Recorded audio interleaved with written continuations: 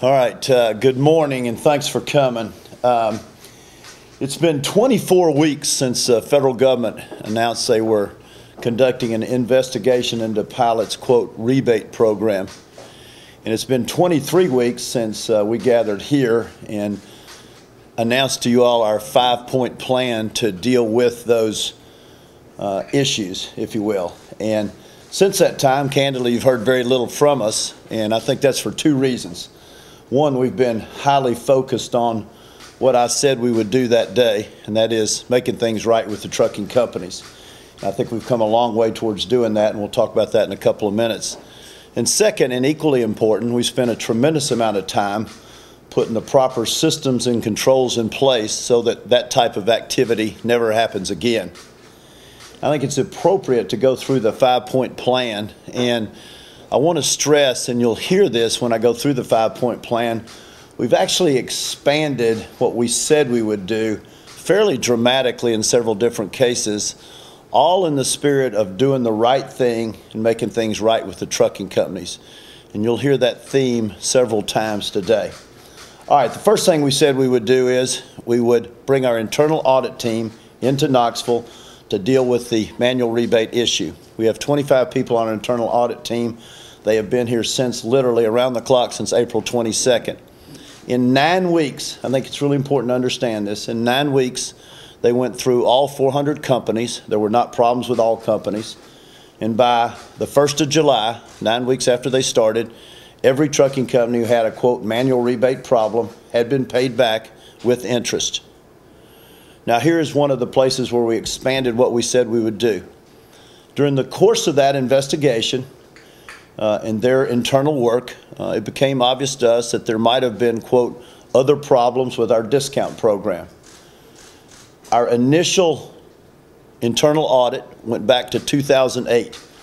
We decided to expand the scope of that in 2 ways. One, all the way back to 2005, so that's an 8.5-year period. 8.5-year period.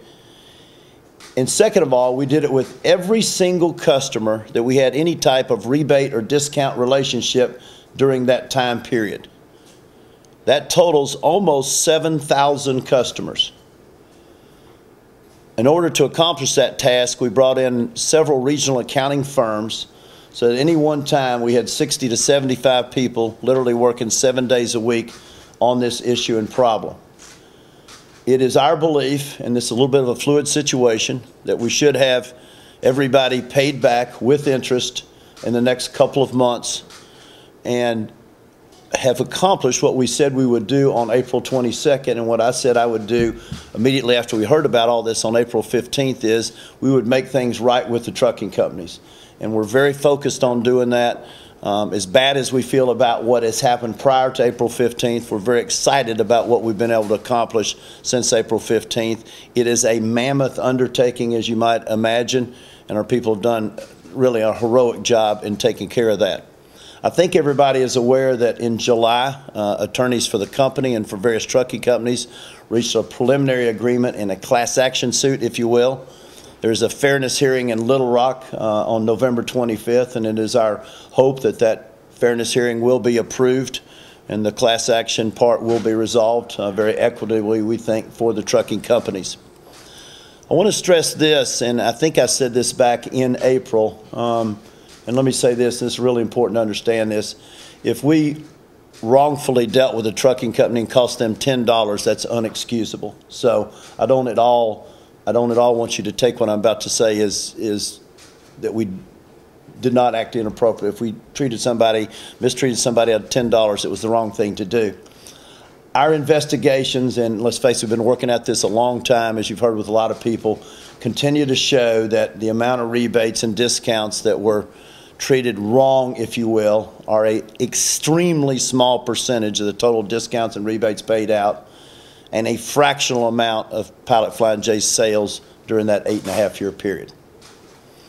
The second thing we said we would do is we would put several members of our sales team on administrative leave and begin restructuring our sales team. I know that everybody is aware that 7 members of that sales team have since pled guilty. We have put several other members on administrative leave. and have now begun rebuilding our sales team. Matter of fact, that task is well along, and we're really excited about the group of individuals we put together. There are people who come from the trucking industry, from our industry, the truck stop industry, and candidly from operations people internally in Pilot Flying J. We think we are in the process of putting together one of the best, if not the best, sales teams in the country, particularly in our industry. And we're excited to watch that team work and to work with that team in restoring the trust of the trucking companies. So that's point number 2. Point number 3 is we said we would completely do away with the manual rebate process. I'm delighted to report that's done. We've completed that task with about 20 exceptions, and you say, well, why do you have exceptions? Those are companies who needed to stay on those manual transactions for a certain period of time. They will transition off by November 1st at the latest. We do have the proper checks and balances in place to make sure that nothing inappropriate happens with any of those companies.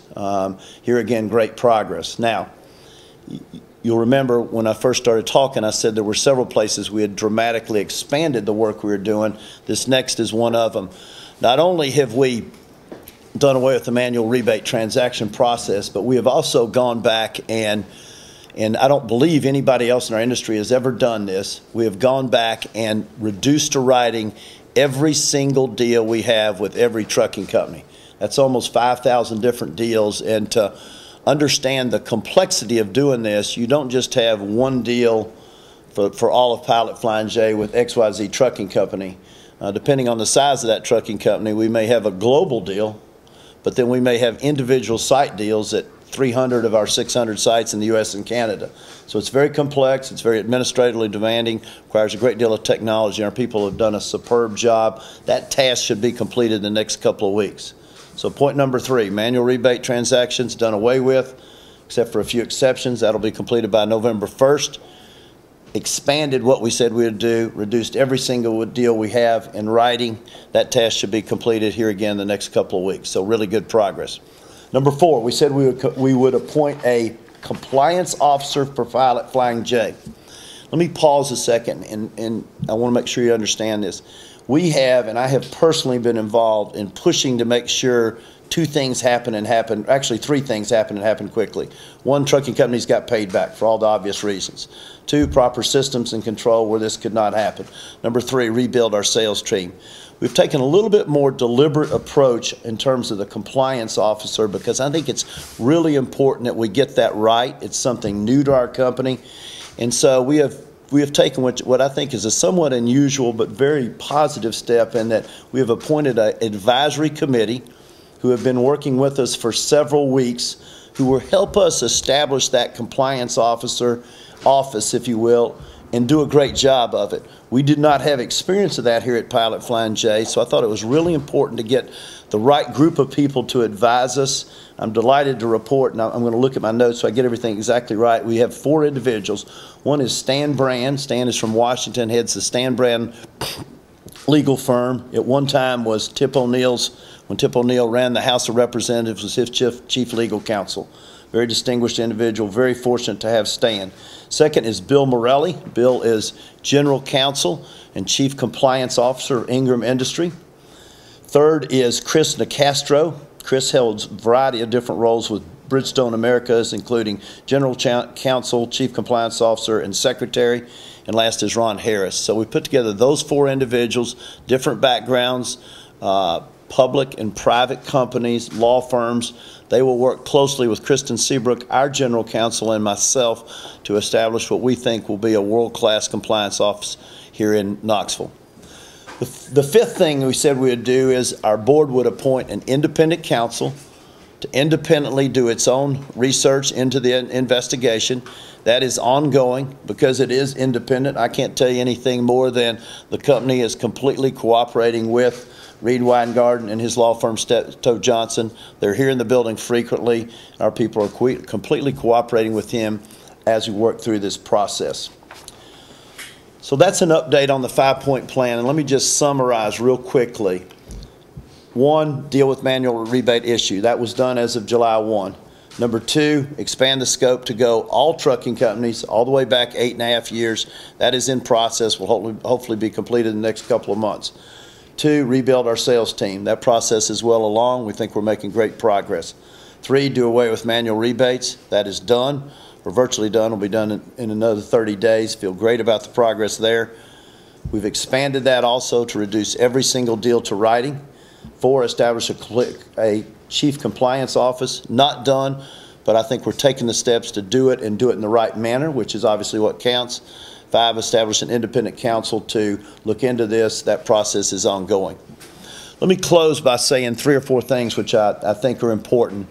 First of all, and I think this goes without saying, this has been a very humbling, very embarrassing time for myself, for our family, and for Pilot Flying J. There's no other way to say it. Secondly, at the same time, as the person in charge of running this company, I could not be more pleased with how our 24,000 team members that work for our various companies around the country and around Canada have responded. This has not been easy times. They have been focused. They've worked hard. Every day we ask people to do their job, and they've done a great job doing their job, and the company has benefited from that tremendously. Number 3, Pilot Flying J continues to do well. We're going to open 25 locations this year. We've got 21 open. We'll open 4 more between now and the end of the year between our company and dealer operations in the U.S. and Canada. And we plan on doing the same thing next year. So the company is doing well. These are obviously, with the investigation going on and with the kind of economy we're in, not the easiest time, but the company is doing well, and I think it's important to say that. And lastly, and I want everybody to hear and understand this, please, is that we are going to remain intensely focused on 2 things. 1, making things right with the trucking companies, okay? Making things right with the trucking companies. So that is so important. And 2, putting the proper systems and controls in place where this activity never happens again, okay? I appreciate everybody coming today. I know you have a lot of questions. There's nothing I'd like better than to answer questions because of the ongoing investigation. We're not going to do it today, but look forward to doing it at the appropriate time. Thanks again for taking your time to come.